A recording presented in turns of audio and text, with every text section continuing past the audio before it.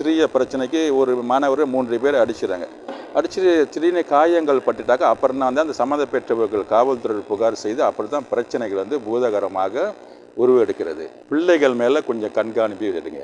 அதோட நடவடிக்கையை பாருங்கள். கொஞ்சம் நேரம் ஒதுக்கணும். என்ன வேலை பளு இருந்தாலும் சரி கொஞ்சம் அமர்ந்து அவரோட முகபாவனையை பாருங்கள். அப்போ உட்காந்து ஒரு நண்பர்களை போல் அமர்ந்துக்கிற என்ன பிரச்சனை ஏது பிரச்சனை அப்படின்னு. நம்ம அனைத்துலக ரீதியில் ஒரு பயிற்சி முகாம் நம்ம செய்தது தான் இந்த முயற்சி. ஸோ இது குறிப்பாக மொத்தம் 3 நாடுகள் கலந்து கொண்டாங்க. இது Thailand, Indonesia, Malaysia. Doctor Shri Pulavendran மலேசிய குற்றத்தடுப்பு தேசிய ஆட்சி மன்ற உறுப்பினர், பினாங்கு மாநில துணைத் தலைவராக. இன்றைய அனைத்துலக முகாம் மாணவர்களுக்கு மத்தியில் நடந்தேறி கொண்டிருக்கிறது. அந்த வகையில் இன்று காவல்துறை தேர்ந்தவர்கள் நம்ம மாணவர்களுக்கு தன்முனைப்பு அளித்தார்கள். மற்றும் நாங்கள் மலேசிய குற்றத்தடுப்பு அற வாரியத்திலிருந்து தற்சமயம் நாட்டில் மிக வேகமாக பரவி கொண்டிருக்கும் பகடை வதைகள், அதாவது போலின்னு சொல்லுவாங்க, அது பல உயிர் இழப்புகளையும் சந்திக்கக்கூடிய நிலைமையில் இருக்கிறது. அதாவது நமது பெற்றோர்களுக்கு, இந்திய மாணவர்களின் பெற்றோர்களுக்கு முக்கியமாக இந்த மாணவர்களோட நடத்தைகளை முக்கியமாக கவனிக்க வேண்டும். அவர்களுடைய நடவடிக்கைகள் பள்ளியில் அந்த தொடர்பு பாலமாக இருக்க பள்ளியில் தினசரி என்ன நடந்து கொண்டிருக்கிறது அப்படின்னு சிறிது நேரம் ஓய்வு எடுத்து இந்த மாணவர்களோட கருத்து பரிமாற்றம் கொண்டிருந்தேன். இந்த தகவல் தெரிஞ்சால் தான் எளிதில் ஆசிரியர்கிட்ட சொல்கிறதோ மற்றது பெற்றோர்களுக்கு தெரிஞ்சால் தான் இதை நமக்கு தவிர்க்க முடியும். அப்படி நம்ம விடுபட்ட என்ன செய்யணும், அடுத்தது காவல்துறை வரைக்கும் சென்று நாடு முழுதும் நமக்கு ஒரு அவப்பேராக வந்திருக்கோம். இது ஏற்படுத்துறது முதல் முக்கியமாக இந்த பெற்றோர்களை பங்களிப்பு பெரும் முக்கியம். அந்த மாணவர் நடவடிக்கையை எப்போதும் கவனிக்க வேண்டும். இந்த மாணவர்கள் எப்படி இருக்கிறார்கள், பள்ளி முடிஞ்சு என்ன இருக்காங்க, சோகமாக இருக்கிறார்கள், ஏதாவது அதிருப்தியில் இருக்கிறார்கள் அப்படின்ட்டு அவங்க முகத்தை பார்த்து நீங்கள் நிச்சயமாக கவனிக்க வேண்டும். ஏதாவது மாற்றங்கள் இருந்தாக்க இது என்ன பிரச்சனை அப்படின்னு அவர் நண்பர்கள் போன்ற பழகி கேட்டாக்க நிச்சயமாக அந்த கருத்துக்கள் நமக்கு தெரிஞ்சாக்க இதை எளிதில் தடுத்துட முடியும். நாங்கள் மலேசிய குற்றத்தடுப்பு அற வாரியம்ன்றது தேசிய ரீதியில் இருக்கும். பல பயிற்சிகள் தமிழ் பள்ளிகள் செஞ்சிட்ருக்கோம்.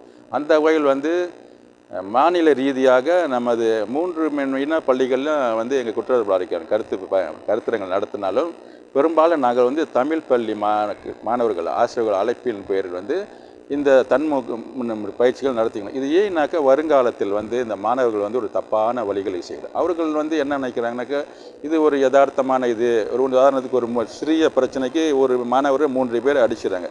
அடிச்சுட்டு திடீர்னு காயங்கள் பட்டுட்டாக்கா அப்புறம் தான் அந்த சம்மந்தப்பெற்றவர்கள் காவல்துறை புகார் செய்து அப்படி தான் பிரச்சனைகள் பூதகரமாக உருவெடுக்கிறது. அப்பொழுது இது என்னன்னாக்கா நாடு முழுதும் இந்த போய் சென்று கடைசியில் அவர் கல்வி வாழ்க்கை பாதிக்கக்கூடிய சூழ்நிலை இருக்கிறது. இது ஒரு சாதாரண விஷயம் இல்லை. அவங்க கல்வி என்பது எதிர்காலத்தை நிறைக்கிறது. அதான் வருங்கால தலைவர்கள்ன்றாங்க. அப்போ இந்த வயதிலே பாலிருந்தி போயிட்டாக்கா வாழ்ந்து கல்வி கற்று எந்த ஒரு பிரயோஜனமும் இல்லை. அதான் அந்த ஒன்று முக்கியம். எப்போதும் நான் கூறுறது என்னாக்கா ஆன்மீகம், ஒழுக்கம், நன்னடத்தைகள், இதை 3 இருந்தாக்க சிறந்த மாணவர்களாக கல்வியில் பெற முடியும். இதோட பங்களிப்பு பள்ளி அளவில் ஆசிரியர்கள் பார்க்குறாங்க. மற்றது எல்லாம் நம்ம பிள்ளைகள் பெற்றோர்களை கண்காணிப்பில் தான் இருக்கிறாங்க. என்ன ஒரு பிரச்சனை இருந்தாலும் பெற்றோர்கள் தயவு செய்து சொல்கிறேன், அதாவது கனவி மனைவிக்குள்ளாத பிரச்சனை பிள்ளைகள் மண்ணுக்கு அரங்கேற்றார்கள். அவர்கள் மனதில் பாதிக்கப்பட்டு இவர்களும் இந்த பகடிவாதைக்கு உட்படுத்துவார்கள். அதுக்கு கொஞ்சம் சந்தோஷமாக இருக்க வேண்டும். அவர் எதுக்கு நம்ம வந்திருக்கோமோ அந்த கல்வியில் மற்ற ஆன்மீகத்தில் சிறந்து விளங்குறது நமது பெற்றோர்கள் என்ன பாடுபடணுமோ அதுதான் எதிர்காலத்தில் நம்ம சிறந்த மாணவர்களாக நமக்கு உருவாக்க முடியும். எங்களுடைய பொறுத்த வரைக்கும் நாங்கள் இது குற்றத்தடுப்பு வாரியாக பல கருத்தரங்களை நாங்கள் நாடு முழுவதும் செஞ்சுக்கிட்டு வந்திருக்கோம் இந்த இந்திய மாணவர்கள் மத்தியில். ஆனால் கடந்த காலங்களில் பார்த்தீங்கன்னாக்கா இந்த பகடி சம்பந்தங்களில் சம்பவங்களில் ஆண் பிள்ளைகள் தான் இருக்குது. இன்றைக்கே பெண் பிள்ளைகளும் ஒரு உயிர் இழப்புக்கு ஆளக்கூடிய சூழ்நிலை இருக்குது.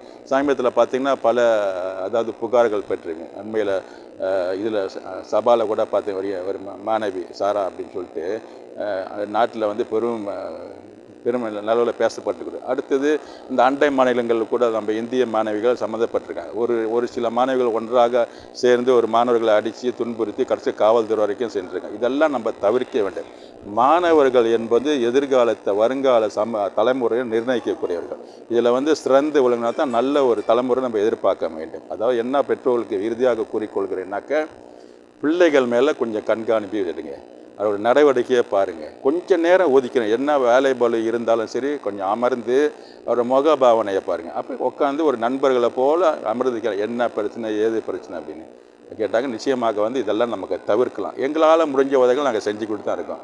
தேசிய ரீதியிலையும் மாநில ரீதியிலையும் குற்றத்தடுப்பு தேசிய குற்றத்தடுப்பு வர வாரியம் பல கருத்துங்களில் கருத்து மாணவர்களை எப்படி நாங்கள் நல்வழிப்படுத்துறதுலேருந்து எங்களோட பணியை நான் சிறம்பட செஞ்சுக்கிட்டு தான் இருக்கோம். அது பெற்றோர்கள் ஒத்துழைப்பு ரொம்ப முக்கியம். அடுத்தது காவல்துறைக்கு இந்த வேலை நன்றி சொல்கிறோம். அவர்களும் நிறைய பாடுபட்டு கொண்டு இருந்தாலும் இந்த இதை இன்னும் அதிகரித்து கொண்டு தான் இருக்குது. இது நமக்கு ஒரு நல்ல விஷயங்கள் இல்லை. உலக ரீதியில் பார்த்தாக்கா நமது குற்ற பின்னணி அதிகமாகும். அதாவது பகதைவாதி சம்பவங்கள் இருக்கவே கூடாது. எல்லோருடைய பெற்றோர்களுடைய ஒத்துழைப்பு மிக மிக முக்கியம் என்று கேட்டுக்கொண்டு விடைபெறுகிறேன். நன்றி. வணக்கம். நான் வினோத் தகமனர் பெரியார் துல்கானம். நான் ராமதாசா தமிழ் பள்ளியின் தலைமை ஆசிரியர். ஸோ இந்த அனைத்துலக மாணவர் முகாம் பயிற்சி முகாம் பார்த்திங்கன்னா கடந்த 2-3 வருடமாக நம்ம தொடர்ந்து செய்து இந்த வருடம் உலக ரீதியிலான முகாம் நம்ம செய்திருக்கோம். ஸோ இது முதல்ல பார்த்திங்கன்னா 2023 நம்ம மாநில அளவிலான முகாம் ஒன்று செய்தோம். ஸோ அது பினாங்க மாநிலம் உள்ள ஒரு 8 பள்ளிக்கூடத்தை இணைத்து ஒரு மாநில அளவிலான முகாம் மாணவர்களுக்கு ஒரு அனுபவமாக இருக்கணும்னு நம்ம ஆரம்பித்தோம். ஸோ அதை அடுத்து சென்ற ஆண்டு 2024 தேசிய அளவிலான ஒரு மாணவர் பயிற்சி முகாம் அது நம்ம மாணவர்களுக்கு செய்தோம். ஸோ அதில் மற்ற மாநிலங்கள் பேரா, கெடா, பெர்லிஸ் அந்த மாதிரி மாநிலங்கள்லாம் இணைத்து தேசிய அளவிலான ஒரு முகாம் நம்ம செய்தோம். ஸோ இது இத்துடன் நின்றக்கூடாதுன்ற நம்ம அடுத்த முயற்சியில் நம்ம சில பள்ளிகளோடு கலந்துரையாடி நம்ம அனைத்துலக ரீதியில் ஒரு பயிற்சி முகாம் நம்ம செய்ததில் தான் இந்த முயற்சி.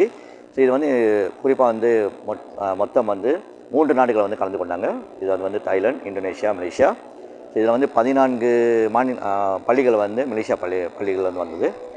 3 பள்ளிக்கூடம் தாய்லாந்து, 1 பள்ளிக்கூடம் இந்தோனேஷியா. ஸோ இந்த முகாம் மொத்தம் 3 நாட்கள் புசட் கொக்குரிக்குலம் ஜபத்தா பண்ணியிருக்காங்க நெகிரி புலாப்பினாங்க. ஸோ அவங்களோட அனுமதியோடு அவங்களோட இடத்துல 3 நாட்கள் இந்த முகாம் நடைபெற்றது. ஸோ இந்த முகாமில் பார்த்திங்கன்னா மாணவர்களுக்கு நிறைய விஷயங்களை கற்றுக்கொண்டாங்க. ஸோ அதில் குறிப்பாக பார்த்திங்கன்னா அவங்களோட தன்னம்பிக்கை, அவங்களோட தைரியம், அவங்களோட பேச்சு திறமை, அவங்களுடைய படைப்பு, ஸோ மற்ற விஷயங்கள்லாம் மாணவர்கள் கற்றுக்கொண்டாங்க. ஸோ அதை அடுத்து தாய்லாந்து மற்றும் இந்தோனேஷியா நாடுகளில் மாணவர்கள் வந்ததுனால ஸோ அவங்களுடைய கலந்துரையாடுறதுக்கு அவங்களோட கலாச்சாரம், அவங்களோட மொழிகளை தெரிந்து கொள்வதற்கு அவங்களோட ஒரு நட்பு உறவை ஏற்படுத்திக்கொள்ள இந்த முகாம் நிறைய உதவி புரிந்தது. ஆசிரியர்களும் இந்த முகாமில் கலந்து கொண்டாங்க. ஏறக்குறைய ஒரு 60 ஆசிரியர்கள் கலந்து கொண்டாங்க. ஸோ அவங்களும் இந்தோனேஷியா நாடுகளில் ஒரு 12 ஆசிரியர்களும், தாய்லாந்து மாநில நாடுகளில் ஒரு 6 ஆசிரியர்களும் வந்திருந்தாங்க. ஸோ அதனால் நம்ம ஆசிரியர்கள் தாய்லாந்து, இந்தோனேஷியா ஆசிரியர்களோட ஒரு கலந்துரையாடுறதுக்கு ஒரு நட்பு உறவு ஏற்படுத்திக்கொள்ள இந்த முகாம் பெரிதும் உதவியாக இருந்தது. ஸோ மாணவர்களுக்கு இப்போ காலகட்டத்தில் பார்த்திங்கன்னா நிறைய பிரச்சனைகள் இருக்குது. ஸோ அதில் இந்த ஒரு முகாம் மாணவர்களுக்கு ஒரு அனுபவம் மற்ற விஷயங்களை கொடுக்கறதுக்கு. ஸோ பள்ளிகளுக்கு பார்த்திங்கன்னா ஸோ தலைமை ஆசிரியர்களுக்கு தெரியும். ஸோ பள்ளிகளுக்கு இந்த மார்க் PIJSKன்னு சொல்லுவாங்க. அதாவது புறப்பாட நடவடிக்கைக்கான ஒரு அங்கீகாரம். ஸோ அது நம்முடைய மாணவர்களுக்கு யூனிவர்சிட்டி, ஸோ அந்த மாதிரி பல்கலைக்கழகங்கள்லாம் நுழைவதற்கு இந்த புறப்பாட நடவடிக்கையின் தேர்ச்சி மிக அவசியமாக இருக்குது. ஸோ இந்த மாதிரி அனைத்து உலக ரீதியிலான நம்ம முகாம் செய்கிறதுனால ஸோ அந்த மாணவர்களுக்கு தேர்ச்சி, சிறப்பான தேர்ச்சி, அதாவது கிரேட் A அவங்களுக்கு அந்த PIJSKல கிடைக்கிறது மிக மிக உதவியாக இருக்கும். ஸோ இந்த முகாம் பார்த்திங்கன்னா நம்ம தேசிய அளவில் கல்வி அமைச்சின் அனுமதியோடு மற்றும் மாநில அளவில் மாநில கல்வி இலாக்க அனுமதியோடு இந்த முகாம் நம்ம செய்திருக்கனால ஸோ இது ஒரு அங்கீகாரம் பெற்ற ஒரு நிகழ்வு. ஸோ இதற்கு நிறைய தலைமை ஆசிரியர்கள் ஸோ ஒத்துழைப்போடு தான் இந்த முகாம் நம்ம செய்திருக்கோம்.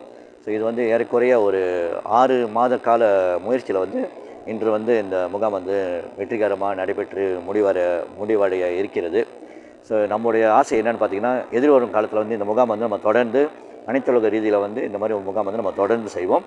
இன்னும் நிறைய நாடுகளை இணைத்துக்கொண்டு, நிறைய பள்ளிகளை இணைத்துக்கொண்டு இந்த மாதிரி ஒரு முகாம் நம்ம செய்யலாம்னு சொல்லிட்டு ஆர்வம் தெரிவிக்கிறோம். நன்றி.